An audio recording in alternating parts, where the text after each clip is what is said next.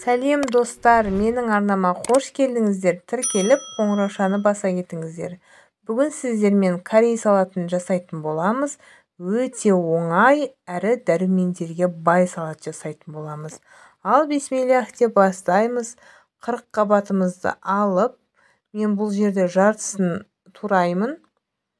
Сіздер көп турасаңыздар да, біреуін турасаңыздар да болады.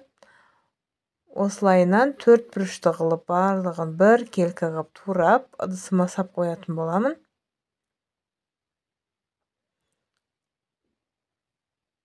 Бірдей болсын, формасын бірдей қылып турауға тырысыңыздар.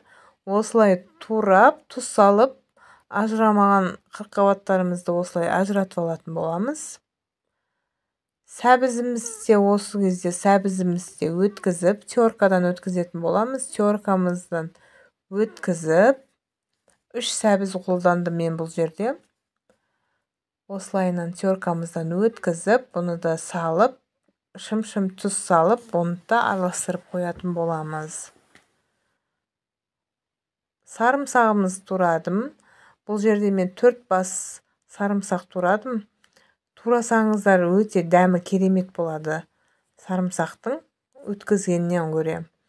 Осылайынан барлығын бір келкі қылып турап, бұны да салып қоятын боламыз.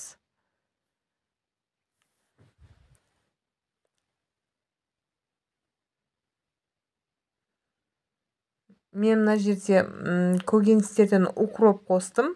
Сіздер қоспасаңыздар да болады. Мына жерге паприка, қызыл бұрыш салдым, тұз салдым кішкене. Сонымен укробымды да салып, бір шетіне алып қоятын боламыз.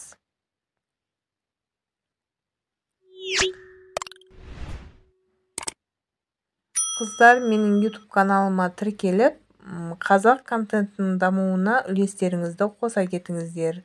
Осылай қиярларымызды турап, жақсылап турап аламыз, бір келкі қылып, қызанағымызды турап, үстіне салатын боламыз. Қызанақты мен үлкен-үлкен қылып турадым. Қызанақ қоссаңыздар да болады, қоспасаңыздар да болады. Isып тұрған майымызды үстінен құйып, осылай араластыратын боламыз. Жақсылап бір келкі қылып араластырып, барлық жеріне жету керек. Тұзымыз, бұрышымыз. Сонымен жарты сағатқа осылай ап қоятын боламыз. Жарты сағаттан кейін алып жесеңіздер болады.